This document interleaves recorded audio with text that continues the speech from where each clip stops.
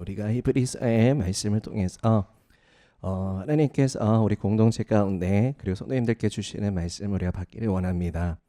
아까도 기도하셨지만 이제 담임 목사님께서 또 미국 여정 가운데 영적 대각성이 있었던 그 지역에서 이제 그 또 말씀을 우리가 또 이게 영상을 통해서 주셨고, 또 우리가 또 라이프라인 예배를 통해서도 우리가 그 말씀을 받을 예정입니다.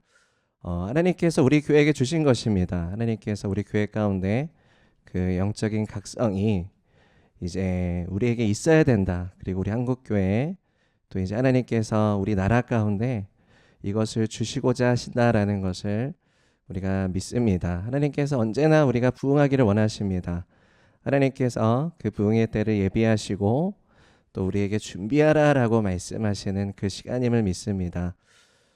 우리의 영적인 각성을 우리가 생각해 보면 이제 잠자고 있던 것들이 깨어나다라는 그런 이제 의미를 가지고 있습니다. 죽었던 것들이 살아난다라는 표현을 가지고 있습니다. 무엇이 잠자고 있었을까요? 잠자고 있다라는 건 영적으로 잠잔다라는 우리가 그 의미로 볼 수가 있죠. 영적으로 잠들어 있다. 그리고 영적으로 죽어 있다. 이것은 무엇을 의미할까요? 그 하나님께로부터 이제 그 소통이 끊어진 상태, 그죠? 예수님은 포도나무고 우리는 가지다라고 말씀하셨는데, 이제 그 가지가 예수님으로부터 이제 끊어진 상태를 우리가 잠자고 있다라고 표현할 수 있겠습니다. 그렇게 되면 어떻게 될까요? 그러니까 영적인 죄악들이 이제 어떤 불법적인 것들이 이제 만연하기 시작하겠죠. 우리의 삶 가운데서도 이제 구원의 삶이 아니라 이제 여러 가지 견고한 진들 그리고 죄의 굴레들이 우리의 삶 가운데 있을 것입니다. 그러면 점점 이제 퇴락하게 되겠죠. 그리고 점점 잠들게 될 것입니다. 그러니까 영적인 각성은 거기에서 이제 깨어나게 되는 것이죠. 어떻게 깨어나게 되는 것이냐면 이제 하나님이 누구신지를 보았기 때문에 하나님이 누구신지에 대한 그 빛이 이제 그 사람 가운데 임하여서 이제 모든 것이 환하게 보이게 되는 역사입니다. 이제 그전에는 보지 못했었는데, 그전에는 깨닫지 못했었는데 이제 깨닫게 되는 거예요. 그러니까 무엇을 깨닫냐면 거룩에 대해서 깨닫게 되고요. 거룩하지 않음에 대해서 깨어나게 됩니다. 내 삶 가운데 그리고 나의 마음의 중심 가운데 거룩이 없었구나. 거룩한 삶이 없었구나. 이것에 대해서 이제 깨어나기 시작합니다. 그래서 이제 거룩하지 않은 삶을 살아갔구나. 나는 이제 죄악 가운데 있었구나. 나는 부정한 사람이었구나. 이제 구약에서 이사야 선지자도 이제 탄식하게 되죠. 왜 그럴까요? 하나님의 거룩하심을 보았고, 내가 그 거룩함에서는 훨씬 못 미치는 사람이다라는 것이 빛 가운데 완전히 드러났기 때문에 거기에서 이제 진실로 회개하는 것이 영적인 각성입니다. 그래서 이제 영적 대각성이다라고 했을 때는 이제 그러한 각성이 이제 엄청나게 이제 부흥 가운데 이제 일어나는 것이죠. 부흥 가운데 많은 사람들이 이제 회개하기 시작합니다. 이제 숨겨두었던 그리고 부끄러워서 드러내지 못했던 나의 어떤 죄악된 삶들이라든지 나의 어떤 마음의 동기들이라든지 나의 생각들이 이제 낱낱이 주님 앞에서 완전히 드러났고 나도 그것을 직시했기 때문에 회개하지 않을 수가 없는 거예요. 이제 내 죄악이 드러나는 부끄러움보다 이제 그 죄악이 나에게 얼마나 심각한 것인지가 훨씬 커진 거야. 그죠? 우리가 왜 죄를 부끄러워합니까? 죄를 숨기려고 그러죠. 그죠? 왜 숨기려고 그러죠? 나의 죄 때문에 이미지가 훼손될까봐, 그죠? 나의 명예가 실추될까봐. 내가 계속 이렇게 기독교인으로서 살아왔는데, 내가 나의 죄악이 이렇게 드러나면, 여태까지 내가 쌓아온 공든탑이 무너지는 거 아닌가, 그죠? 이러한 어떠한 그 내 자신에 대한 부끄러움 때문에 죄를 이제 가리고자 합니다. 근데 여기에서 문제는, 죄로 인해서 심각한 내 자신을 바라보는 것보다는 이것을 숨기고자 하는 것이 훨씬 더 크기 때문에 그것을 그냥 지닌 채로 살아가는 신앙들이 있을 수 있어요. 근데요, 이게 누룩처럼 나로부터 이렇게 계속해서 퍼져나가기 시작합니다. 그래서 점점 나를 잠들게 만드는 거예요. 내가 영적으로 도약하고 싶고 내가 영적으로 돌파하고 싶고 주님께 달려가고 싶은 그러한 마음들도 있지만 이러한 내가 숨기고자 하는 것들이 가리고자 하는 것들이 점점 계속 내 안에 있기 때문에 그것을 계속 가립니다. 우리의 삶에는 우리가 이제 전인격이라고 표현하죠. 우리는 이제 여러분의 삶이 있었고 또 이제 관계들이 있었고 또 그 관계의 삶 가운데 있었던 기억들이 있고요. 그리고 신앙들이 있었고 세상에서 살아갔던 일들이 있었고, 그죠? 우리가 예수님을 믿기 전에는 옛 성품 가운데 살아갔습니다. 우리가 거듭나서 이제 새 성품을 소유한 하나님의 자녀가 되었지만 그 옛 성품과 새 성품이 있습니다. 이제 물론 성경에서는 옛 성품을 부인하고 새 성품으로 살아가야 된다라고 말씀하시지만 우리가 뭐 지식 이성이 있고요. 그다음에 감정이 있고 그다음에 하나님께서 하나님의 영을 부어 주셨고 우리의 죄성이 있고 이것이 다 섞여 있습니다. 그죠? 우리가 전인격 가운데 이것을 다 가지고 있습니다. 여기에서 성경에서는 하나님의 말씀이 우리를 분별케 하신다. 그래서 우리가 하나님의 말씀이 우리를 지적하시고 우리를 깨워주신다. 우리가 이 말씀을 지적하시는 이 말씀을 받아들일 수도 있고요. 이 말씀을 그냥 이해만 하고 아니면 나에게 해당 안 된다고 생각하고 그냥 넘어갈 수도 있습니다. 근데 하나님의 말씀은 우리를 분별케 하시고 우리를 지적하신다라고 말씀하고 있어요. 우리가 히브리서 본문의 말씀이 이 부분에 대해서 이제 말씀을 하고 있습니다. 우리가 하나님의 말씀을 어떻게 받아들이는가가 되게 중요합니다. 내가 이 말씀을 진지하게 고뇌하면서 나한테 적용하도록 노력을 하는가? 아니면 내가 다 아는 말씀이기 때문에 내가 이해하고 있는 말씀이었기 때문에 그 정도 선에서 그냥 이렇게 넘어가는가? 우리가 말씀에 있어서 내가 매너리즘으로 이 말씀을 대했을 때 이 말씀은 나에게 하나도 도움을 주지 않습니다. 나에게 생명이 되지 않아요.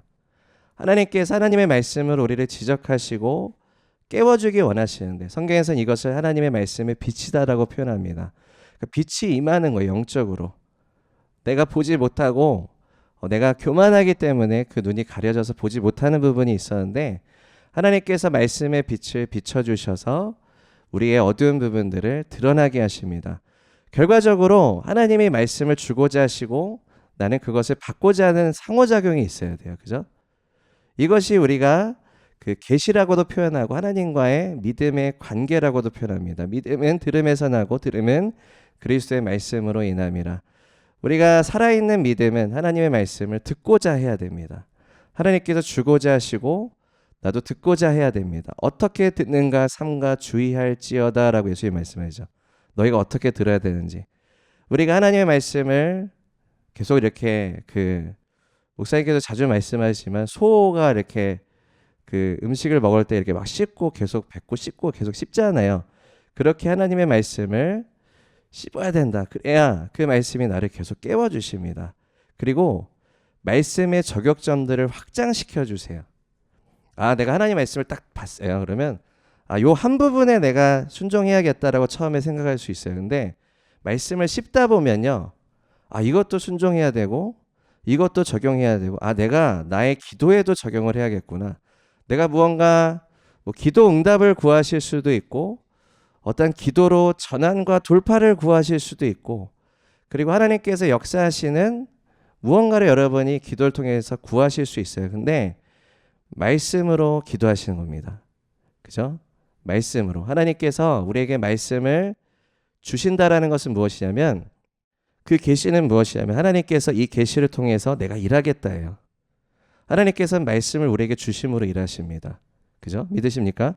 우리가 성경은 하나님의 언약과 그리고 하나님의 약속과 하나님의 명령과 하나님께서 우리에게 하나님이 누구신지를 보여주시는 그 역사들로 담겨져 있습니다. 이 책은 무슨 책입니까? 하나님이 누구신지에 대한 것과 그리고 하나님께서 이렇게 일하신다예요. 그럼 하나님께서 믿음의 사람들을 통해서 하나님이 이렇게 일하셨구나. 우리가 1절 보시면 그죠? 우리에게 구름같이 둘러싼 허다한 증인들이 있다라고 말씀하십니다. 여러분에게 이분들이 증인이십니까? 어떠한 것에 있어서? 그러니까 증인이라는 것은 직접 본 사람들입니다. 누구를요? 예수님을 본 사람들입니다. 예수님을 만난 사람들이요. 그러면 이 사람들은 그 예수님의 공생의 사역 가운데 실제적으로 본 사람들만 의미하는 것입니까? 아니면 우리 교회사를 통틀어서 믿음의 선진들에 대해서 주시는 말씀입니까? 이들은 예수님의 증인이었다. 그들은 여러 가지 증거들을 우리에게 줬어. 어떠한 증거를 줬습니까? 그 믿음이 실제라는 거. 이 믿음이다라는 게 눈에 보이지는 않는데 이 믿음이 실제이고 우리에게 확실한 증거를 주고 있다라는 것을 말씀하고 있습니다. 그들은 한결같이 예수님이 누구신지를 증언하고 있어요. 어떻게요? 그들의 입을 통해서, 그들의 삶을 통해서 증거하고 있습니다. 하나님 안에서 우리가 평탄하고 기쁘고 행복한 시간들이 있어요. 근데 그렇지 못한 시간들도 있습니다. 시련이 있고 어려움이 있고 고난이 있고 좌절할 만한 상황들이 있고 굉장히 힘든 시간들이 있습니다. 그 믿음의 사람들은 그 시간을 어떻게 통과했습니까? 그 사람들도 힘들었을 거 아니에요. 그죠? 그 사람들도 우리처럼 굉장히 마음이 어렵고 그리고 낙심하고 좌절할 만한 상황들이 많이 왔을 것입니다. 그리고 심각한 죄를 범했을 수도 있어요. 그죠? 그들은 어떻게 했습니까? 회개함으로, 죄악을 지었다면, 죄를 지었다면 회개함으로, 그리고 어려운 일이 있었다면, 힘든 일이 있었다면 주님을 바라봄으로, 주님을 간절히 구함으로 이제 믿음으로 나아갔습니다. 다윗 같은 경우는 이제 그러니까 사울이 이제 다윗을 죽이고자 했었죠. 반역자가 되어서 반역자의 누명을 씌우고 결국에 도망자 생활을 했습니다. 왕의 기름 부음을 받았었고 하나님 앞에 신실했었고 예배자였었는데 그런 일을 당한 거예요. 자기가 특별히 어떠한 죄악을 짓지 않았음에도 불구하고 그런 일들이 찾아왔습니다. 그것도 굉장히 오랜 시간 동안 지속이 되었습니다. 다윗이 어떻게 나아갔습니까? 광야에서 계속해서 하나님을 구하고 예배하고 힘들었습니다. 그래서 힘든 것들도 이제 시편에 보면 토로하는 장면들이 나와요. 그럼에도 불구하고 계속해서 주님을 찾고 구하고 믿음으로 나아갔습니다. 그때 하나님께서 다윗을 만나 주셨고 다윗의 예배를 받으셨어요. 여전히 힘들어요. 여전히 고통 가운데 있지만 하나님께서 다윗의 예배를 받으셔서 굉장히 아름다운 예배곡이 시편을 통해서 주님 앞에 드려졌습니다. 주님께서 받으신 거죠, 계속. 그죠? 여러분이 힘든 상황 가운데 있을 때 여러분 그 힘든 상황에 집중하기보다 하나님께서 우리의 예배를 받으시도록 여러분의 예배를 받으시도록 우리가 예배의 자리 가운데 나아가는 것이 굉장히 중요합니다. 거기에서 여러분은 하나님께서 주시는 놀라운 돌파와 은혜의 역사들을 경험하시게 될 거예요. 여전히 상황은 어렵지만 여전히 힘들지만 여전히 고통스러울 수 있지만 여러분이 그 시간을 어떻게 통과하느냐가 굉장히 중요합니다. 하나님께서 이스라엘 백성들에게 말씀하십니다. 출애굽기에 이 백성들이 광야에서 무엇을 한다고요? 나를 예배할 것이다. 광야에서 아무것도 없는 장소입니다. 불편한 장소이고 예측한데 다 아시는 대로 백성들이 계속 불평불만했습니다. 이거 없어요, 저거 없어요, 불편해요, 힘들어요. 하나님 약속의 땅에 언제 들어가요? 하나님 우리에게 좋은 것을 주신다고 하셨는데 지금 여기에서 지금 우리가 뭐 하는 겁니까? 짜증을 막 냅니다. 차라리 애굽으로 돌아가는 것이 좋습니다. 예배 받고 계시나요, 하나님께서? 안 받고 계시죠? 자, 우리한테 적용해 보겠습니다. 비슷한 시간들이 있었겠죠, 그죠? 네. 격하게 이제 표적으로 공감해 주시는 선생님들 감사드립니다. 저도 그랬습니다, 그죠? 다 우리는 그런 시간을 통과해 봤어요, 그죠?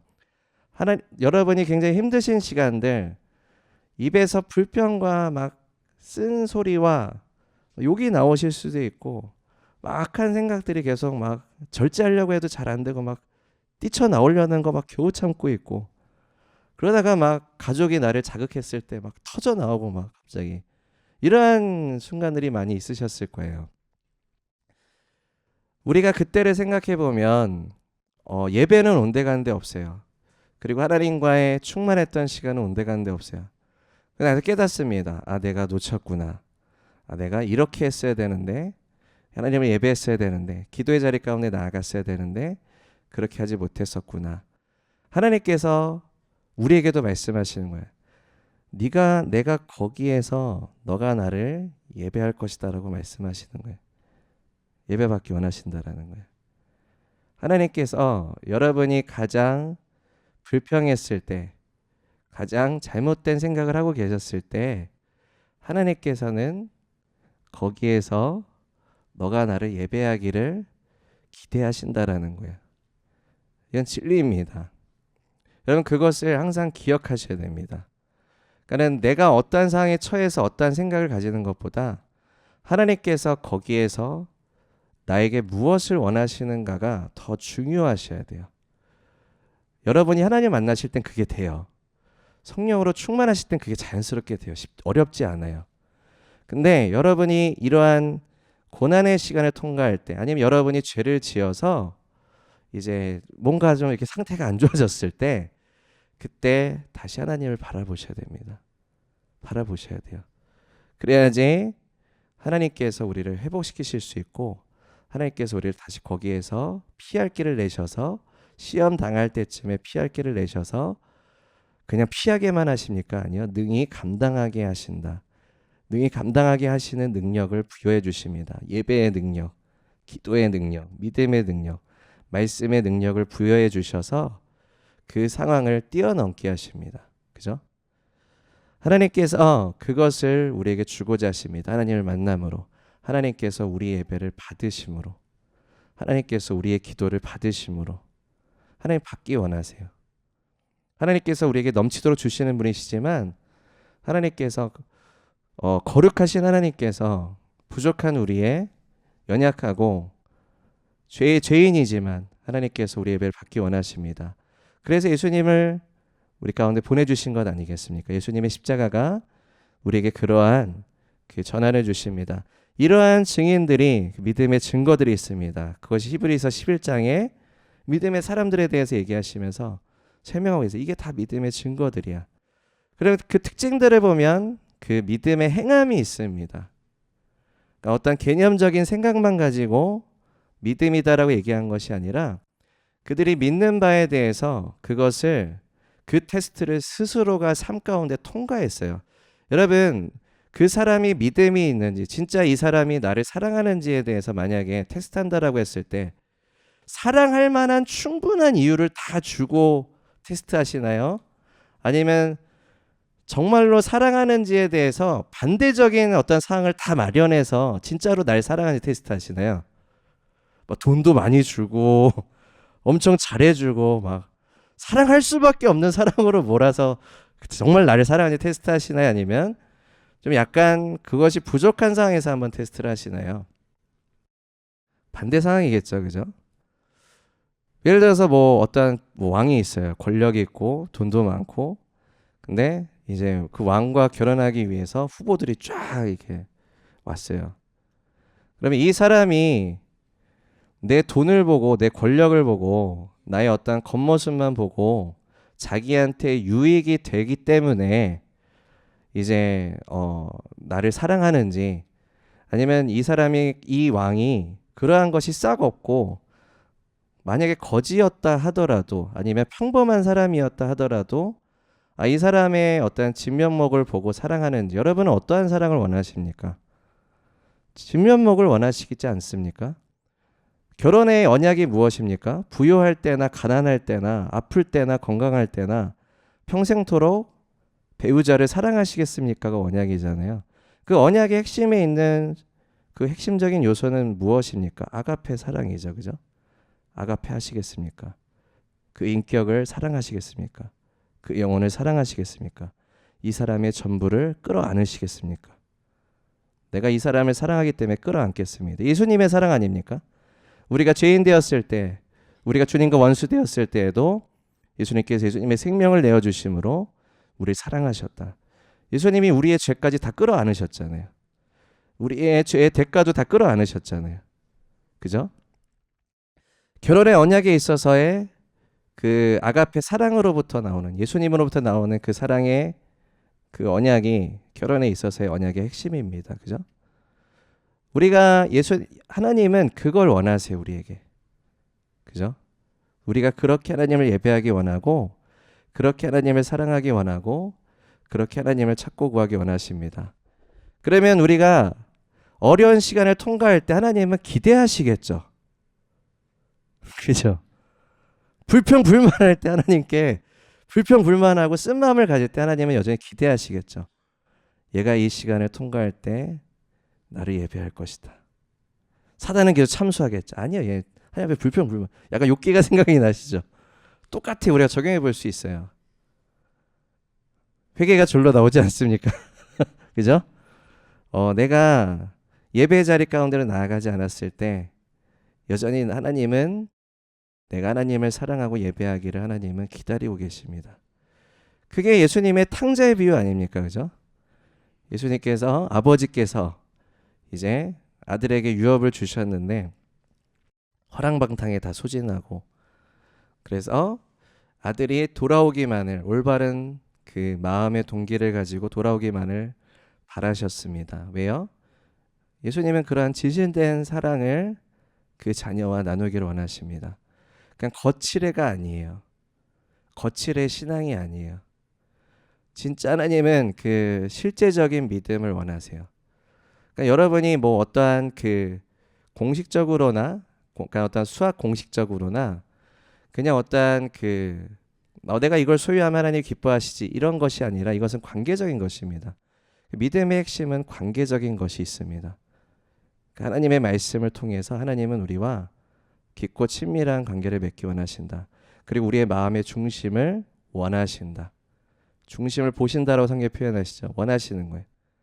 얘가 이 시간을 통과했을 때 여전히 얘는 나를 사랑할 것이다. 여전히 얘는 나를 기뻐할 것이다. 여전히 얘는 나를 이제 구할 것이다. 라는 것을 기대하고 계신다라는 거예요. 기대하고 계세요. 여러분 이것을 우리가 함께 명심하기를 원합니다. 이 증인들은 그 시간들을 다 통과했어요.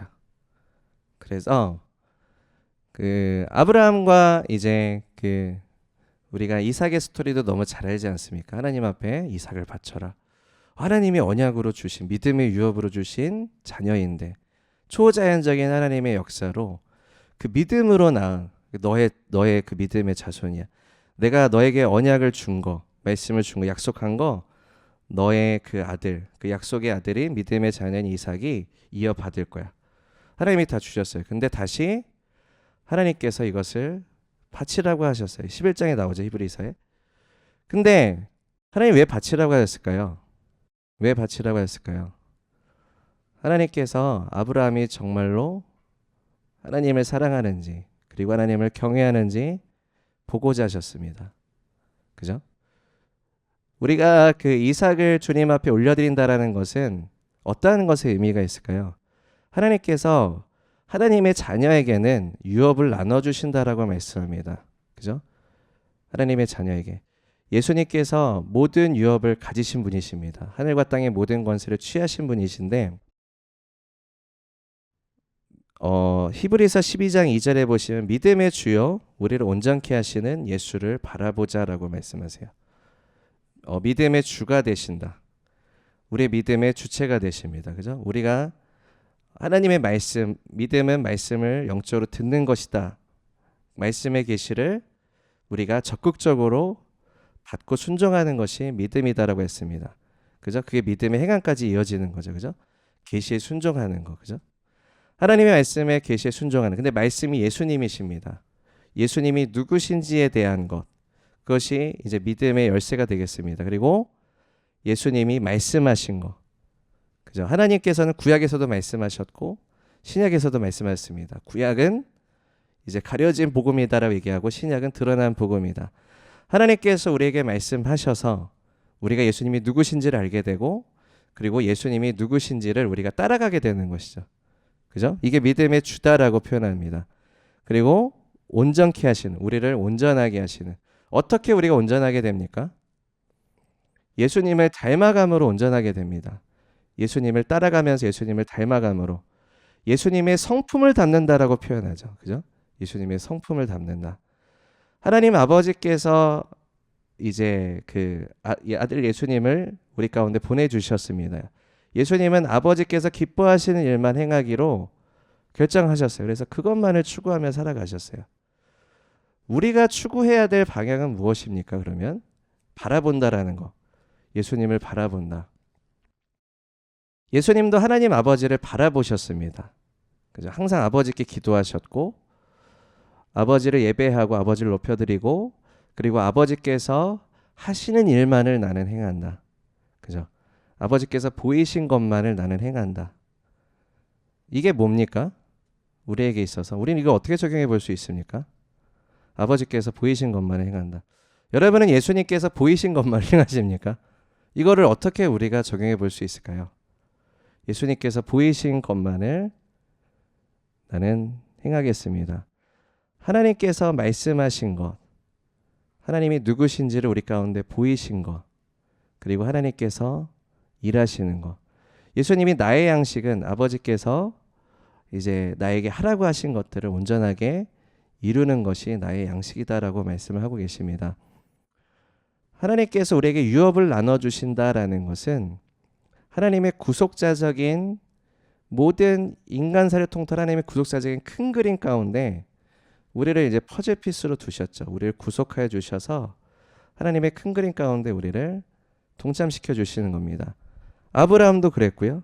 이삭도 그랬고 여기 있는 믿음의 사람들을 보면 다 하나님께서 그 구속사적인 하나님의 역사 가운데 두셨어요. 요셉도 그렇게 두셨죠. 여러분 요셉의 삶도 잘 아시잖아요. 요셉이 어떻게 된 것도 잘 아시잖아요. 하나님께서 그 요셉을 그렇게 사용하셔서 이스라엘 백성들이 애굽에서 이제 고센 땅에 이르러서 하나님께서 그 가뭄의 그 시간 가운데 이스라엘 백성들을 이제 고센 땅에서 이제 보호하시고 축복하셨던 그런 구원의 역사, 그리고 앞으로의 이제 약속의 땅의 그 여정 가운데 하나님께서 구속사적인 큰 그림 가운데 요셉을 사용하셨죠. 요셉을 하나님께서 강력하게 사용하셨습니다. 우리는 하나님께서 나를 어떻게 사용하실까에 대한 그런 질문을 가질 때가 있어요. 하나님께서 다 계획하고 계십니다. 그죠? 하나님께서 우리를 하나하나마다 계획하고 계셔서 구원의 역사 가운데 그 퍼즐 키스 가운데 두기 원하십니다. 내가 거기에 반응하고 내가 거기에 예수님을 따르고자 하는 이제 그것이 굉장히 중요합니다. 예수님을 바라보시는 거예요. 예수님이 누구신지를 보시는 거예요. 예수님이 어떤 분이십니까? 예수님의 이름에 능력이 있다라고 말씀하십니다.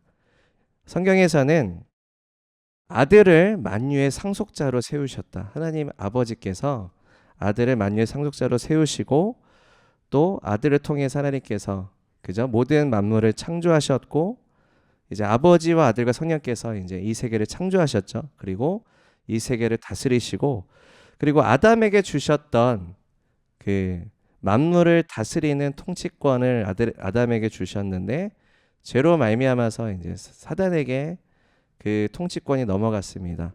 예수님께서 오셔서 십자가에서 이제 죄와 사망 권세를 이기시고 그 통치권을 다시 취하셨습니다. 그래서 그 성경에서 말씀합니다. 그 제자들에게 예수님이 사명을 주실 때 하늘과 땅에 있는 모든 권세를 내게 주셨으니 누가 주셨습니까? 하나님 아버지께서 예수님께 하늘과 땅의 모든 권세를 주셨으니 그리고 그러므로 너희는 가서 모든 족속으로 제자를 삼으라. 주님께 모든 권세가 주어졌기 때문에 그 권세를 하나님께서 너희 제자들에게 교회 가운데 하나님께서 부어주시겠다, 위임하겠다. 예수님이 교회의 머리가 되시고 우리가 그의 몸된 교회로서 예수님께서 그 모든 권세와 능력을 취하신 분이십니다. 그래서 교회는 그 모든 만물을 충만케 하시는 그 충만하심이 교회 가운데 거하신다라고 말씀합니다. 교회 가운데 거하셔서 무슨 일을 하십니까? 생명을 주시는 일들을 하시겠죠. 살리시는 일들을 하시겠죠. 우리가 그것을 함께 유업으로 받은 자다라고 성경 말씀합니다. 그래서 예수님이 이 말씀도 하셨어요. 너희는 나보다 더 많은 일들을 하게 될 것이다 라고 말씀하셨습니다. 어떠한 일들을 많이 하게 될까요? 여러분 그 말씀을 어떻게 받고 계십니까? 하나님께서 예수님께서 나보다 너희는 더 많은 일들을 하게 될 것이다. 성경은 계속해서 증거하고 있습니다. 하나님의 나라가 증가되고 있다. 그리스도의 사역이 계속해서 증가되고 있다. 하나님께서, 예수님께서 그리스도의 사역을 우리 가운데 위임하셔서 예수님께서 두세 사람이 모인 곳에 내가 그들과 함께 있겠다라고 말씀하셨습니다. 주님께서 임하시는 그 하나님의 그 기름 부으심과 그 능력과 하나님께서 그 불을 교회 가운데 부어주셔서 그 권세를 부어주셔서 교회가 하나님의 나라 그리스도의 사역이 증가되는 것에 우리를 계속해서 사용하고 계신다라는 거예요. 그렇기 때문에 교회는 굉장히 중요합니다.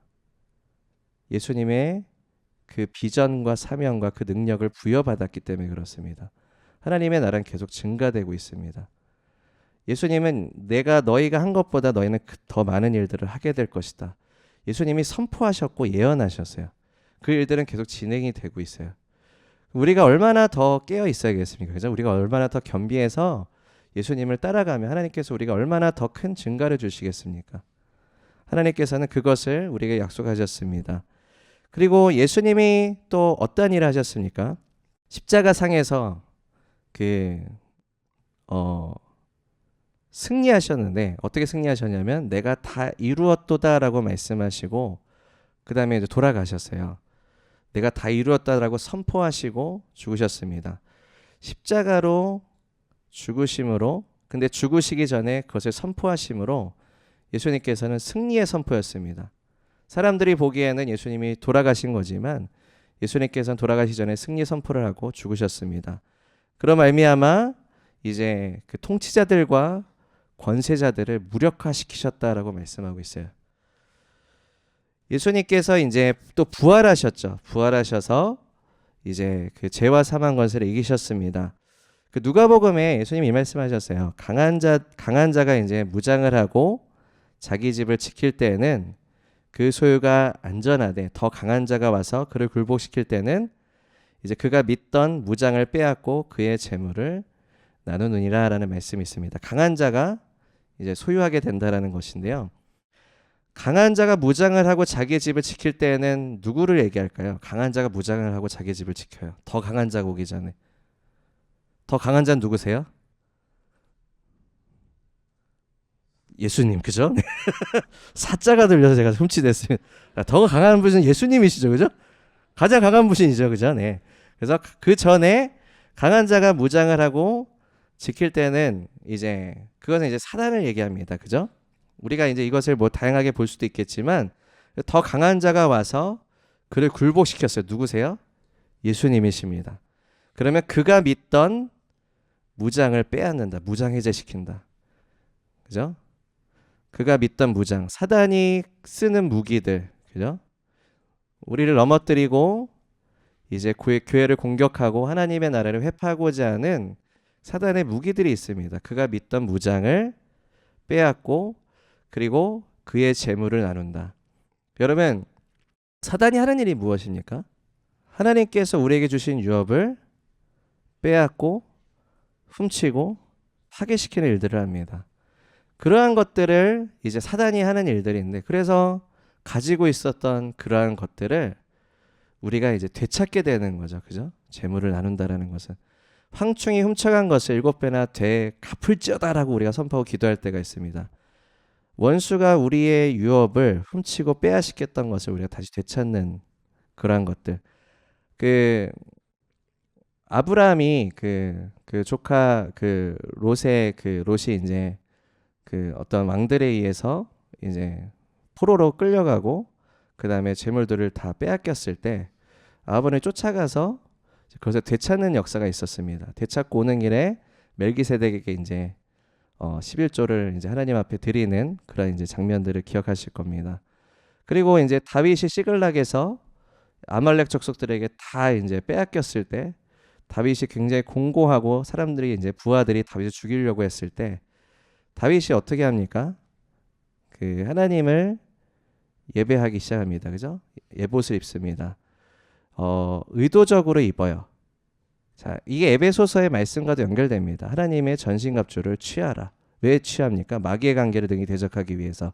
정사와 어둠의 권세자 하늘의 악한 주관자들을 너희가 능히 대적하기 위해서 하나님의 전신갑주를 취하라. 그죠? 다윗이 에봇을 입죠. 하나님께서 우리의 슬픔을 대신해서 찬송의 옷으로 기름 부으시고, 하나님이 기름 부으시는 것과 내가 입는 것이 같이 가죠. 이게 믿음의 역사입니다. 하나님이 주고자 하시고 나는 구하고, 믿음의 행함이죠. 다윗이 예배의 자리 가운데 의도적으로 갔습니다. 예배 자리 가운데 너무 힘든데, 그렇게 가기 쉽지 않은 상황이었는데 의도적으로 갔습니다. 초자연적인, 기독교인은 초자연적인 하나님께서 삶으로 우리를 부르셨습니다. 어떻게요? 세상 사람들은 초자연적인 것에 대해서 보지 못해요. 믿음의 영역이기 때문에 그렇습니다. 영계의 영역이기 때문에 그렇습니다. 근데 믿음은 하나님께서 우리에게 전환해 주시고 하나님의 초자연적인 역사를 이루게 하십니다. 믿는 자에게는 기적과 이사가 따라오게 될 것이다. 기적과 이사를 따라가는 사람들은 음란하고 폐역한 족속이라고 말씀하시지만 반대예요. 믿는 자, 그러니까 예수님을 따라가고자 하는 자들은, 그리고 하나님의 말씀에 순종하고자 하는 자들은, 믿음의 영역 가운데 나아가는 자들은 기적과 이사가 그냥 자연스럽게 따라오게 될 것이다. 이게 초자연적인 기독교인의 삶이다라고 예수님께서 이제 선포하십니다. 그래서 이러한 전환이 있습니다. 사단은 어떻게 우리에게 유혹을 합니까? 핍박을 하죠. 핍박을 하거나 아니면 재물의 유혹을 주거나. 교회사를 통해서 사단이 유혹했던 것은 그러한 것들이었습니다. 근데 요즘도 아니죠. 그러니까는 종교개혁 이전에도 그러한 것들이 있었지만은 전략을 바꿨어요. 전략을 바꿔서 이제 하나님의 말씀이 더 이상 우리에게 실질적이고 능력으로 임하지 않는다라는 그러한 생각들을 심겨주기 시작했어요. 그죠? 복음을 변질시킴으로, 메시지를 변질시킴으로 여러 가지 가치관과 세계관이 말씀과 접목이 되면서 이제 그 타협하기 시작하는 거예요. 말씀이 흐려지기 시작하는 거예요. 인본주의적인 가치관, 물질주의적인 가치관, 다른 어떤 이단적인 종교 사상들, 다른 어떠한 다른 종교의 어떠한 가치관과 사상들이 이제 들어오기 시작하면서 이제 말씀이 희미해지기 시작합니다. 계시가 희미해지기 시작합니다. 하나님이 주시는 그 비전이 희미해지기 시작합니다. 비전이 없는 백성은 성경에서 망한다라고 말씀하셨습니다. 우리가 하나님의 말씀이 우리에게 분명하게 임하시지 않으면 우리는 하와 꼴이 납니다. 그죠? 하와가 이제 선악과를 먹지 말라. 너가 반드시 죽는다. 하나님은 반드시 죽는다라고 말씀하지만 뱀이 유혹을 했을 때 하나님이 정령 죽는다라고 말씀하셨냐? 하와가 이제 말씀을 약간 흐립니다. 죽을까 하노라라고 말씀하셔서 반드시 죽는다라고 하셨는데 죽을까 하노라 하셨. 안 죽을 수도 있을까? 약간 이런 생각이 들어온 거죠, 그죠? 살짝 들어왔어요. 여러분 그 말씀의 하나님의 말씀의 다림줄이라고 표현하잖아요. 이게 믿음의 영역인데요. 말씀의 다림줄에 정확하게 나를 딱 이렇게 하지 않으면요, 이렇게 각도가 틀어지잖아요. 틀어진 각도만큼은 어떻게 돼요? 점점 벌어져요. 점점 벌어져요. 이게 타협선이에요. 정확하게 맞추셔야 됩니다. 말씀을. 하나님 예수님께서 바리새인들에게 꾸짖으신 이유가 말씀을 계속 가감하는 거잖아요. 자기들끼리 말씀을 더하거나, 이게 자기한테 경건한 삶이고 거룩한 삶이다라고 얘기하지만 벗어났습니다. 굉장히 잘못 갔습니다. 그러므로 인해서 많은 사람들을 잘못된 길로 이끌어줘. 소경을 이끄는도다. 말씀을 정확하게 맞추셔야 됩니다. 그래야 안전합니다. 그래야 믿음의 울타리에 계실 수 있고, 그래야 하나님의 권위와 보호하심을 받으실 수 있습니다. 하나님께서 권위를 부여해 주실 거예요. 말씀을 정확하게 나한테 맞췄을 때, 내 자신에게 마음의 중심으로부터. 이게 율법적으로 맞추라가 아닙니다. 하나님의 말씀의 계시와 하나님의 사랑과 하나님의 거룩하심의 그 바운더리 안에서 하나님의 말씀을 나에게 맞추십시오. 맞추셔야 됩니다. 그래야 우리가 사단의 유혹으로부터 어떻게 할 수 있어요? 이길 수 있습니다. 하나님께서 사단의 유혹 가운데 예수님께서 금식하실 때 돌이 떡덩이가 되게 하라 하실 수 있어요. 예를 들어서 너 라면 끓여 먹어라, 아니면 주워 먹어라 하는 정도잖아요. 예수님 앞에서는. 그러면 너무 배고프면 이거를 내 기준이 흐릿흐릿해지면 너무 힘든데 이거 먹고 다시 금식할까? 이렇게 될 수 있잖아요. 이거 죽을 것 같은데 내가 이거 안 먹으면 온전한 금식을 위해서 뭐 계속 타협된 생각이 계속 들어오는 거잖아요. 그죠? 이해되시나요? 내가 말씀의 기준이 조금만 벗어나기 시작하면 타협된 생각이 계속 들어와요. 하나하나씩 들어와요. 사단에게 하와가 그렇게 했던 것처럼. 그러면 관점이 바뀌어요. 그 선악과를 바라보는 관점, 내 삶의 상황을 바라보는 관점, 내가 힘들었던 관계를 바라보는 관점, 용서해야지, 사랑해야지 했었는데 관점이 점점 바뀌어요. 그래서 다른 마음을 품게 됩니다. 쓴 마음을 품게 돼요. 결과적으로는 하나님이 말씀하신 것과는 굉장히 다르게 보기 시작합니다. 탐스럽고 모금직하고 보암직하다. 이게 무엇입니까? 탐욕이 들어왔습니다. 탐욕이 들어왔어요. 성경에서 탐욕은 뭐라고 말씀하십니까? 우상 숭배다라고 말씀하십니다. 그러니까 하나님의 말씀이 흐릿흐릿해지고 탐욕으로 내가 이제 살아가는 거예요. 그러니까 죄성의 어떤 그런 부분, 본질적인 부분들을 보면 그런 탐욕이 자리 잡고 있습니다. 탐욕이.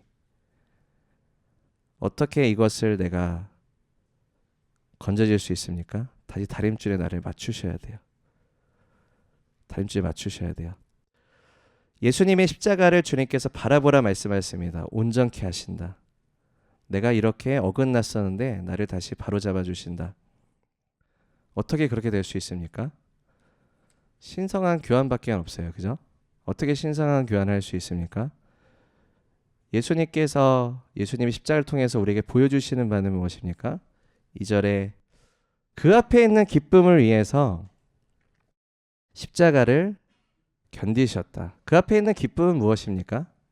하나님이 보고 계시는 하늘에서 하나님의 뜻이 이루어진 하나님께서 이제 계획하신 하나님의 뜻이겠죠. 하나님의 나라, 그리고 한 명 한 명을 사랑하신 하나님의 구원의 역사, 그리고 하나님의 영광스러운 교회, 구속받은 예배자들이 영원토록 이제 주를 높이고 영광을 올려드리는 그런 놀라운 이제 구속의 역사들, 하나님께서 그것을 바라보시고 십자가를 지나가셨습니다. 우리가 믿음의 사람들을 보면 그들은 이렇게 고백을 하고 있어요. 메시지를 통해, 어떠한 미술 작품을 통해, 아니면 뭐 어떠한 여러 가지 그들이 표현한 것들을 통해서 나의 죄가 예수님을 십자가에 못 박았습니다 라고 표현합니다. 나를 온전케 하시는 예수님을 바라보는 것은 그 부분이죠. 그죠? 내 죄가 예수님을 십자가에 못 박았습니다. 예수님께서 나의 죄를 지셨기 때문에 우리가 거기에 어떻게 반응해야 됩니까? 내 죄가 예수님을 십자가에 못 박았습니다. 우리가 내 죄가 예수님께로 전가되었다. 내가 받을 심판과 내가 받을 그 죄로 인한 하나님의 진노가 누구에게로 쏟아졌습니까? 예수님께로 쏟아졌습니다. 그걸 바라보는 거죠. 그죠? 내가 온전케 되기 위해선 그걸 바라보셔야 됩니다. 그렇게 예수님을 바라보았을 때 우리는 겸손해질 수밖에 없습니다. 그리고 우리는 주님 앞에 회개할 수밖에 없어요. 그죠?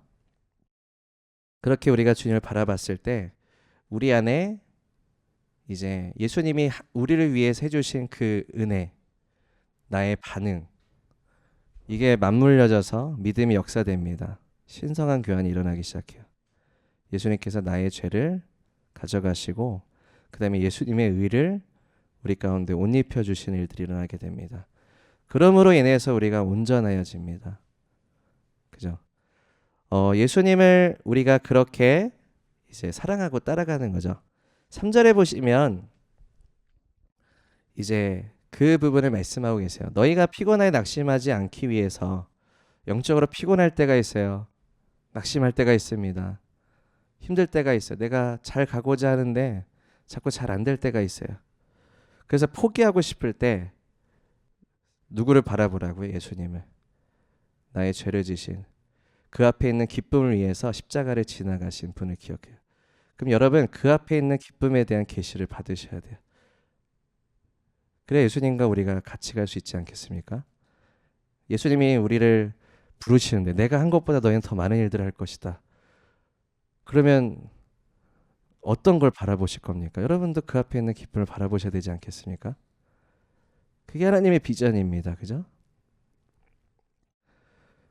그 아브라함이 하나님께 이삭을 바치라고 했을 때 어, 아브라함이 자신의 그 하나님이 주신 유업을 자기의 어떠한 것으로 취하고자 하는지 그 앞에 있는 기쁨을 위해서 하나님 앞에 성별의 제단 가운데 올려드릴 수 있는지 하나님 보고자 하셨을 거예요. 그죠? 우리가 그 하나님을 섬길 때 두 가지 크게 나눌 수 있을 것 같아요. 내가 잘 되고자 하나님을 섬길 수 있어요. 내가 잘 되고자. 그리고 정말 나는 죽어지고 주님만이 영광을 받으시옵소서라고 섬길 수도 있어요. 여러분 그 테스트 항상 있지 않나요? 그죠? 내가 예배할 수 있는 충분한 동기가 있는 자리에서 섬길 수도 있고요. 예배를 충분히 드릴 수 없는 동기에서도 하나님을 예배해야 되는 자리 가운데 나아갈 수 있어요. 아까 같은 얘기입니다. 그죠? 우리가 뭐 어떤 걸 비교하는 건 아닙니다. 이렇게 굉장히 귀한 사역들을 다 섬기시고 계십니다. 근데 뭐 예를 들어서 여기 예배팀을 섬길 때 내가 예배팀을 섬긴다. 예배에 대한 동기가 충분하실까요? 그럴 수 있죠. 그죠? 근데 내가 어떤 보이지 않는 어떤 허드렛 일을 한다. 내가 정말로 하기 싫은 일을 한다라고 했을 때 그 자리를 섬긴다라고 했을 때 내가 예배팀을 섬기는 것과 같은 그런 예배에 충분한 동기로 하나님을 섬길 수 있는가? 하나님께서 우리의 그 숨겨진 동기를 테스트하기 원하십니다. 정말로 나는 죽어지고 주님께서 영광을 받으시는 그 예배 자리 가운데 내가 나아갈 수 있는가? 하나님이 테스트하기 원하세요. 하나님이 항상 우리의 마음의 중심을 원하십니다. 순전한 마음을 원하세요. 내 마음의 진실됨을 원하세요. 그리고 내가 그러한 마음을 가지지 않다라고 했을 때는 하나님께서는 기꺼이 변화시켜 주시기도 원하십니다. 그럼 어떻게 됩니까? 우리도 구해야 되는 거예요. 주님, 저에게 그러한 동기가 없습니다.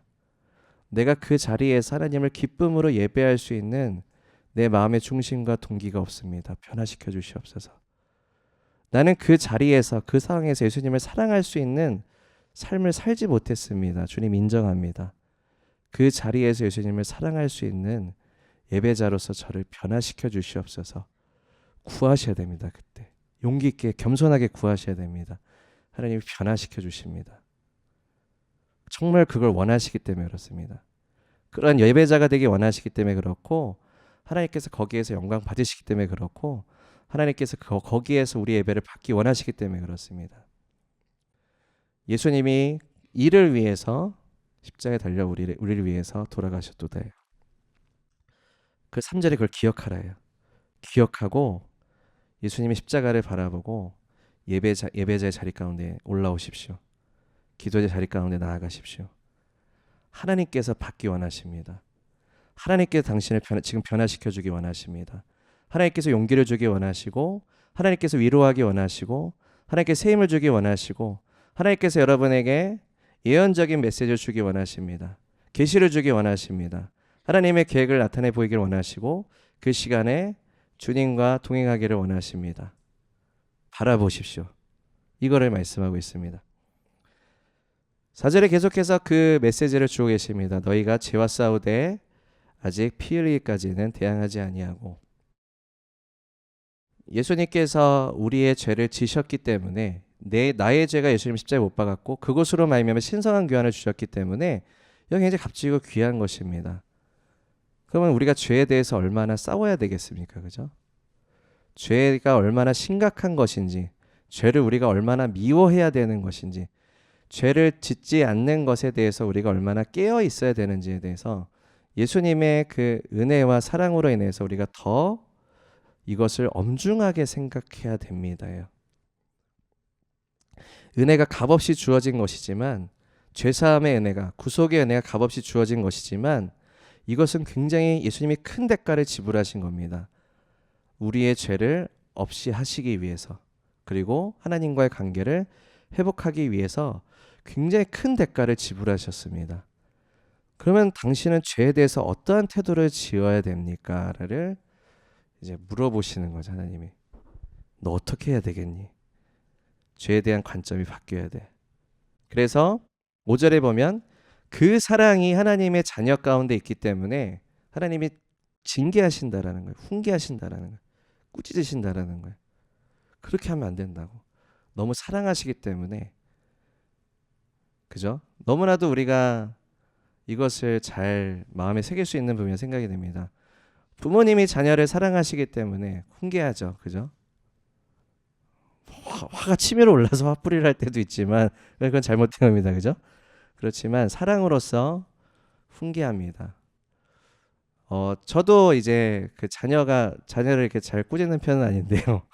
꾸짖는 편은 아닌데 일정한 선이 넘어가면 굉장히 세게 혼을 내요. 절대로 그 선을 넘지 못하도록.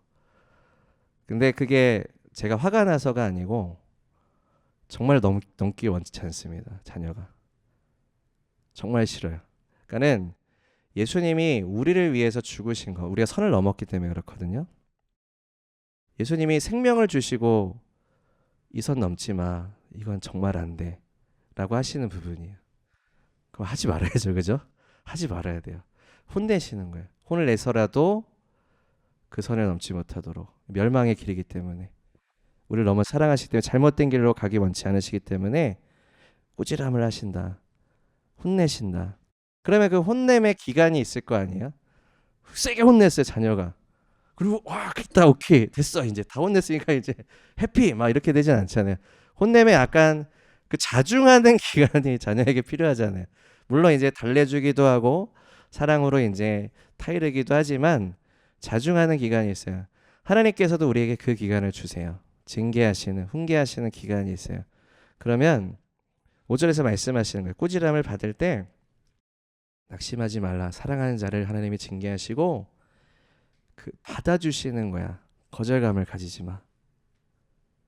왜 하나님 저한테 이러시나요? 왜 저는 이렇게 혼자인가요? 하나님 뭐라고 말씀하실까요? 저 외톨이에요 지금. 외로워요. 이런 경우 있으신가요? 있으시죠. 그죠? 외로울 때 있으시죠. 자, 하나님께서 여러분 관계적으로 하나님께서 우리 관계적으로 지으셨기 때문에 관계가 어려울 때 우리 되게 낙심할 때가 많아요. 그리고 영적 전투가 관계를 통해 되게 많이 옵니다. 이제 구원의 역사가 하나님과의 관계 회복이기 때문에 사단은 하나님과의 관계가 멀어지는 걸 원하겠죠. 결혼에 있어서 제일 중요한 것은 하나님 안에서의 부부가 연합하는 거예요. 가족도 마찬가지 아닙니까? 그러면 사단이 가장 원하는 것이 무엇입니까? 관계를 해체시키는 거죠. 상처, 아픔, 쓴뿌리, 쓴마음 이런 것들이 관계를 통해서 굉장히 많이 옵니다. 하나님께서 우리를 꾸짖으실 때 부모가 자녀에게 꾸지람을 받을 때 자중하는 시간에 자녀가 만약에 엄마 아빠가 나를 미워해서 이래. 엄마 아빠가 나를 잘못되게 생각해서 내가 이러는 거예요. 만약에 이렇게 쓴 마음을 갖게 된다면 우리는 하나님께서 우리를 사랑하셔서 올바른 길로 잡아주시는 그 시간을 잘못 해석할 수가 있어요. 잘못 해석하지 말라는 거예요. 하나님께서 우리를 인도하시고 보호하시고 선을 넘지 않도록 잘 갈 수 있도록 제대로 변화되어질 수 있도록 하나님께서 꾸짖으시는 시간인데 그 시간을 하나님이 오히려 거절하시는 게 아니라 나를 받아주시는 시간이다라는 것을 너희가 기억해야 돼라는 것을 성경에서 말씀하십니다. 그래서 우리가 계속해서 말씀을 보면 그 7절에 보시면 너희가 그 징계를 받기 위해서 인내해라라는 말씀이에요. 7절은 너희의 참음은 징계를 받기 위함이라. 너희가 인내해야 돼. 그 시간은 너희에게 좋은 것이야 라는 것입니다. 그래서 하나님의 아들과 같이 너희를 대우하시느니 어찌 아버지가 징계하지 않는 아들이 있으리요. 징계는 다 받는 것이다. 너희에게 그것이 없으면 너희는 사생자요 친아들이 아니다. 그래서 육신의 아버지도 그렇게 하시거늘 이제 육신의 아버지가 우리를 징계하여도 우리가 이제 그 공경하였거늘 영의 아버지께서 우리에게 그것을 주실 때 우리가 더욱 순종해야 되지 않냐라고 말씀하십니다. 그리고 10절에 우리를 징계하시는 목적에 대해서 또 분명하게 하시는 부분이 있습니다. 이건 우리의 유익을 위함이야.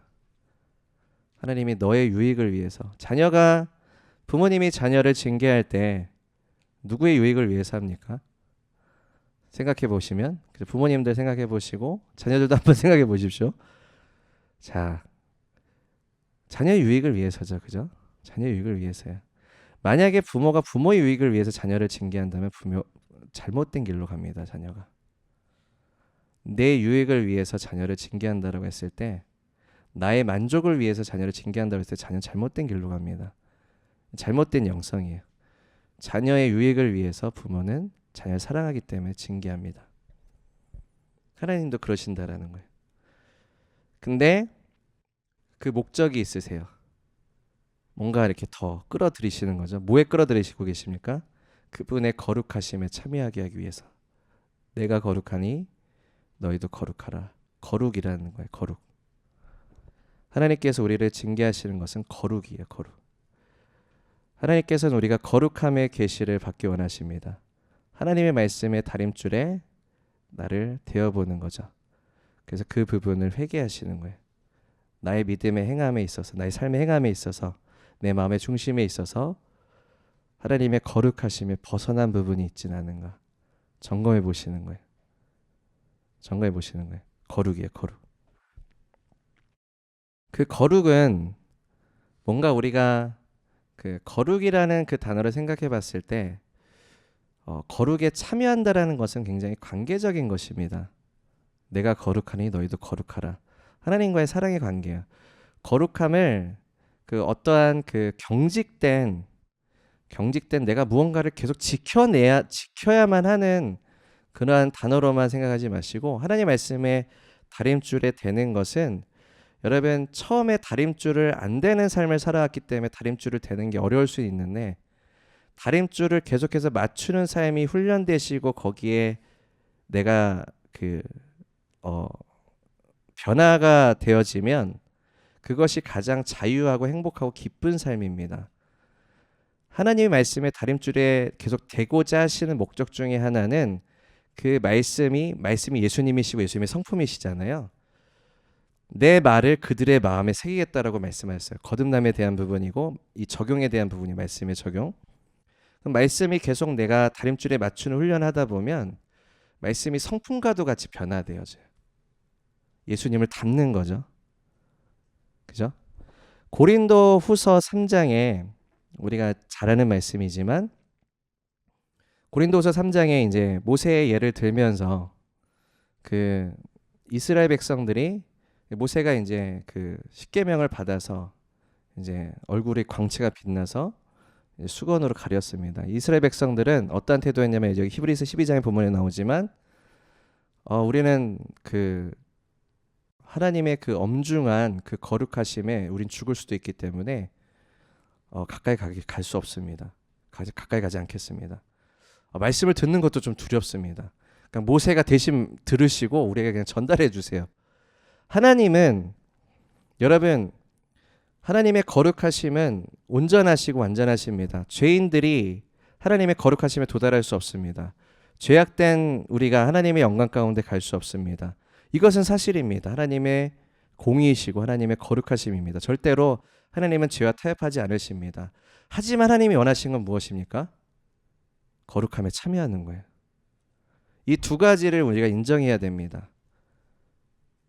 죄가 얼마나 심각한지에 대한, 그리고 나에 대한 자각과, 그리고 하나님의 거룩하심과 하나님의 공의를 인정하는 거예요.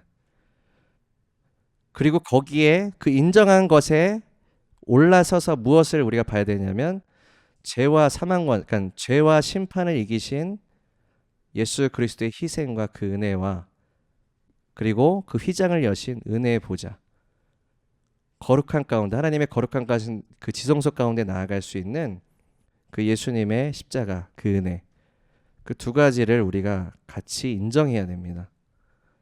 이스라엘 백성들은 그걸 다 인정하지 않았어요. 우린 죄인이고 거룩하신 하나님 앞에 가면 정녕 너희가 죽을 것이다라고 주님이 말씀하시니까 무서워. 가까이 가지 않겠어. 말씀도 듣고 싶지 않아. 전달해서 들을래. 직접 듣기 싫어. 무서워. 이렇게 돼버린 거예요. 하나님이 원하신 건 하나님의 백성이 하나님의 거룩하신 가운데 추구하며 나아가는 거. 그럼 어떻게 해야 됩니까?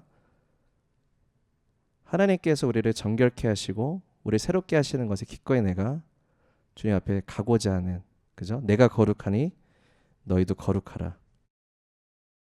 그 거룩하심에 참여하게 하기 위해서 하나님께서 우리를 훈계하신다라는 거예요.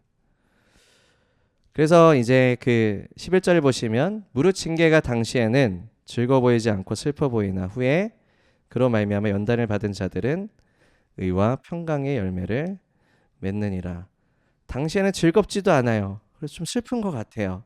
하지만 이 시간을 지나가면 의와 평강의 열매를 맺느니라. 의는 무엇입니까? 하나님의 의, 하나님의 기준, 하나님의 거룩하심, 하나님의 공의, 하나님의 정의, 하나님의 법, 하나님의 말씀, 하나님의 그 십자가의 보혈의 은혜와 구원의 역사, 우리를 신성한 교환 가운데 의의 옷을 입혀주시고 우리가 하나님과 예수님과 동행하는 그 의로운 삶을 살게 하실 수 있는 그 하나님의 의, 그리고 하나님의 평강, 하나님의 말할 수 없는 평강. 세상과 타협했을 때 세상이 주는 기쁨에 너무 젖어 있었다가 내가 이것을 단절하고 하나님의 거룩하심과 믿음의 영역 가운데 살아가게 됐을 때 하나님이 주시는 자유함과 기쁨과 평강을 비로소 경험하게 돼요. 하나님을 맛보아하는 거죠. 훨씬 좋은 걸 알게 된 거예요. 근데 거룩해. 거룩한데 기뻐. 평강, 사랑, 은혜가 충만해. 천국을 경험하는 거죠. 그죠? 천국을 경험하는 겁니다. 아, 이렇게 내가 하나님과 영원토록 살아가게 되는구나를 맛보게 되는 거예요. 조금씩. 맛보게 되면 어떻게 되죠? 이 땅에서의 삶에 이제 그 집착하는 것에 미련이 없어지죠. 영원한 것을 맛보았기 때문에, 하나님을 맛보았기 때문에 이 땅에서 내가 예수님을 부인함으로 이제 얻게 되는 물질적인 유혹이나 그러한 탐욕보다도 내가 이 땅에서 궁핍하고 핍박을 받게 될지라도 나는 하나님을 맛보았기 때문에, 천국을 맛보았기 때문에 이제 내가 타협할 수가 없는 거예요. 맞바꿀 수가 없는 거예요. 여러분, 신성한 교환이 있으면 반대되는 교환도 있어요. 그렇지 않나요? 곧 등장할 것인데요. 네. 자, 그래서 계속 보겠습니다. 피곤한 손과 연약한 무릎을 일으켜 세우고, 그죠? 일어서야 됩니다. 도저히 못 가겠어요, 주님. 마음이 상해서 도저히 못 가겠어요. 낙심해서 도저히 못 가겠어요. 저 지쳤어요, 이제. 하도 내가 제대로 가고자 했었지만 자꾸 좌절되는 상황이 있고요. 자꾸 낙담되는 상황이 있고 내 자신에게도 지금 자신이 없고요. 내 자신에게도 실망했고요.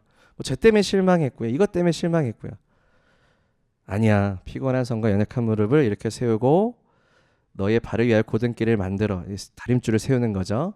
그래서 이제 저는 다로 하여금 어그러지지 않고 고침을 받게 하라. 하나님이 치유하십니다. 회복시켜 주세요. 하나님 바로 세워주세요. 여러분, 피곤할 때 낙심하지 말고 계속 믿음으로 나아가라는 구절은 되게 많아요. 여러분, 지치시고 힘드신 상황 가운데 계십니까? 다시 일어서십시오. 1000번을 넘어져도 일어선 사람이 누구라고요? 의인이다. 왜요? 하나님의 의가 그 사람 가운데 임하셔서, 그 은혜가 임하셔서 다시 하나님이 바로잡아 주십니다. 다시 거룩한 삶 가운데 참여시켜 주시고 나아가게 하십니다. 포기하지 말라라는 거예요. 결국에 포기하지 마. 아무리 지쳐도 포기하지 마. 주님, 포기하지 않겠습니다. 다시 주님을 바라보고 일어서겠습니다. 계속 연결되는 말씀입니다. 그래서 14절에 모든 사람과 더불어 화평함과 거룩함을 따르라. 이것이 없이는 아무도 주를 보지 못하리라. 믿음의 눈으로 주님을 바라보는 것이죠. 화평함은 무엇입니까? 그 산상수훈에서도 예수님이 말씀하셨습니다. 화평케 하는 자는 복이 있나니 저들이 하나님의 자녀라 일컬음을 받을 것이다. 화평케 하는 자. 그리고 거룩함. 수직선상에 하나님을 예배하는 것과 수평선상에 이제 우리가 함께 사랑하고 섬기고 함께 예배하는 것이 있습니다. 예배는 수직선상과 수평선상의 의미가 있습니다. 하나님께서 우리에게 부흥을 주실 때 두 가지가 같이 일어나게 됩니다. 수직선상의 예배와 수평선상의 사랑과 공동체가 모여서 함께 예배하는 거.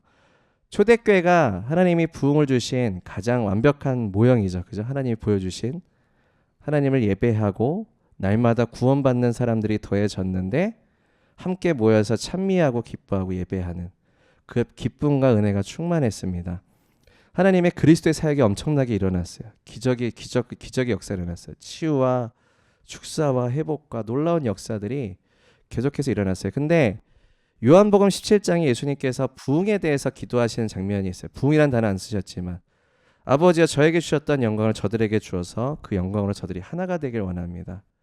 그렇게 됐을 때 그들이 하나로 연합되었을 때 그들이 서로 사랑했을 때 그들이 하나님께서 보내신 그죠? 하나님의 영광을 나타내게 될 것입니다.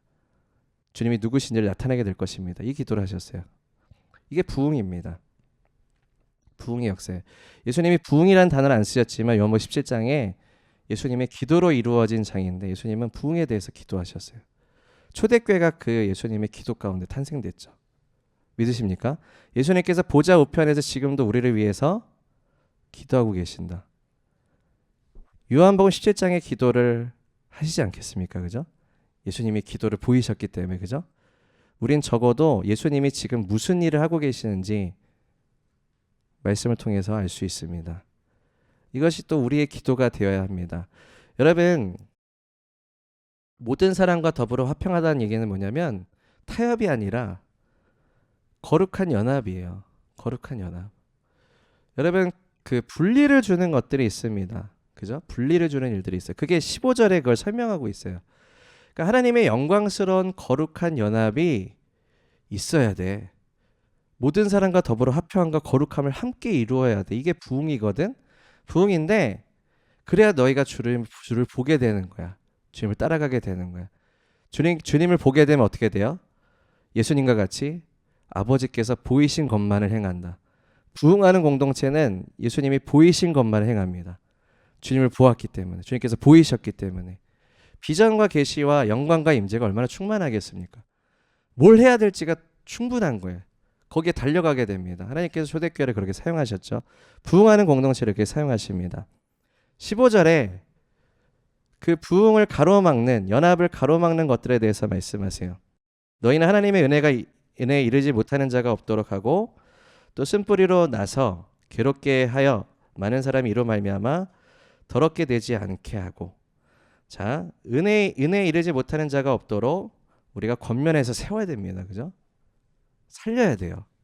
이렇게 세워야 됩니다. 그리고 그게 화평함과 거룩함을 모든 사람과 더불어 따르는 것 아니겠습니까? 성별된 자리 가운데 나올 수 있도록 교회는 권면하는 겁니다. 죄인들을 불러서. 예수님이 죄인들을 불러서 회개시키게 하기 위해서 이 땅에 오셨다. 그리고 쓴뿌리, 쓴마음, 쓴독 이렇게 표현할 수 있습니다. 쓴뿌리, 쓴마음, 쓴독. 자, 하나님께서 교회를 거룩한 성령에 충만한 거룩한 그 컵에 거룩의 물을 충만하게 담기를 원하십니다. 부흥이라는 거, 하나님이 원하시는 교회의 모습은 하나님의 성령에 충만한 거룩한 그 물이 컵 안에 충만하게 흘러 넘치는 것을 말씀합니다. 그러니까 물이 흘러 넘치면 이제 마실 사람이 많잖아요. 내가 주는 물은 영원히 목마르지 아니하라. 나를 믿는 자는 그 배에서 생수의 강이 흘러 넘치리라. 이거예요. 흘러 넘치는 거예요. 많은 사람들이 먹어요. 그게 내 잔이 넘치나이다. 다윗이 하나님의 성령의 충만함을 말씀하고 있습니다. 잔이 넘쳐서 그 어떠한 그 물의 흐름에 따라서 우리가 거기에 이제 절여지는 거죠. 흘러가는 거죠. 성령님의 인도하심 안에. 그러한 이제 그 교회를 하나님 원하시는데 쓴 마음을 갖게 되면 어떻게 됩니까? 그 독이 이제 그 물에 뿌려지게 되는 거예요. 그럼 어떻게 됩니까? 독물이 돼요. 이것에 대해서 너희가 주의하라요. 쓴 마음을 갖지 말아라. 쓴뿌리가 생겨서 쓴뿌리가 어떻게 돼요? 많은 사람이 이로 말미암아 더럽게 된다. 너희 안에 그러한 쓴뿌리가 있으면 많은 사람들이 더럽게 돼. 여러분, 쓴 마음을 갖고 말하면 절대로 거룩하고 화평케 되는 말이 안 나와요. 경험해 보신 적 있으실까요?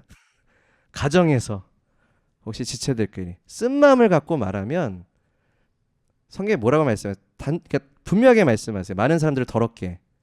차라리 입을 안 여시는 게 낫습니다. 안 여시는 게 나아요.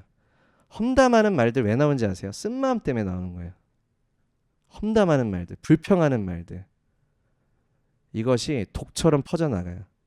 많은 사람들을 더럽게 한다. 하나님께서 왜 아나니와 삽비라를 끊으셨습니까? 그것이 그 영성이 이제 누룩처럼 퍼져나가기 때문에 하나님께서 끊으신 거예요. 하나님께서 부흥하는 공동체, 부흥하는 교회를 하나님이 정말로 원하십니다. 그래서 우리는 어떻게 반응해야 됩니까? 우리 안에 화평케 하지 못하는 거룩하지 않은 것들이 우리 안에서 끊어지고 축사될 수 있도록 기도해야 됩니다. 내 관계 가운데 막힌 담이 있다면 용서하고 화해하고 거룩함으로 나올 수 있도록, 거룩한 공동체 연합으로 나올 수 있도록 우린 그 방향을 잡고 기도하고 나아가야 됩니다. 부흥하는 공동체는 항상 이 시간을 통과했어요. 모라비안 공동체도 이 시간을 통과했고요. 초대교회도 이 시간을 통과했습니다. 거룩한 하나님의 연합을 위해서 화평케, 그 거룩함 안에서 화평케 되기 위해서 서로 노력했어요. 기도하고 회개하고 화해하고. 우리가 이러한 시간들을 통해서 하나님께서 우리를 이제 그 새롭게 하시고 쓴뿌리가 아니라 하나님의 거룩한 은혜와 하나님의 기름 부으심과 생명이 몸 전체 가운데 흘러가게 하십니다. 시간이 많이 지났기 때문에 다 가진 않고 17절까지만 나누고 마무리하도록 하겠습니다. 16절에 음행하는 자와 그 한 그릇 음식을 위해서 장자의 면번을 판 에서와 같이 망령된 자가 없도록 하라. 이게 이제 그 반대된 신성한 교환과 반대되는 거죠. 장자권을 판 거예요. 그죠? 하나님이 주신 유업을 허랑방탕하게 소진한 탕자도 같은 일입니다.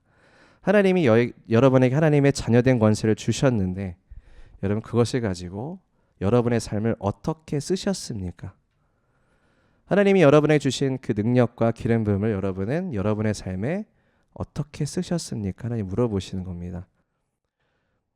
우리가 하나님께 예수님께 나아가는 것은 우리의 그 죄를 예수님이 가져가시고 예수님의 의로움과 예수님의 축복, 영적인 축복을 우리에게 부어주시는 그 교환이지만 우리가 우리의 탐욕을 위해서 어떠한 우리 무언가를 내가 행하게 됐을 때는 하나님이 우리에게 주신 은혜와 기름 부으심을 그냥 팔아버리고 내가 그 대가로 어떠한 것을 사게 되는 그러한 일들, 그게 바로 에서와 같이 망령된 자.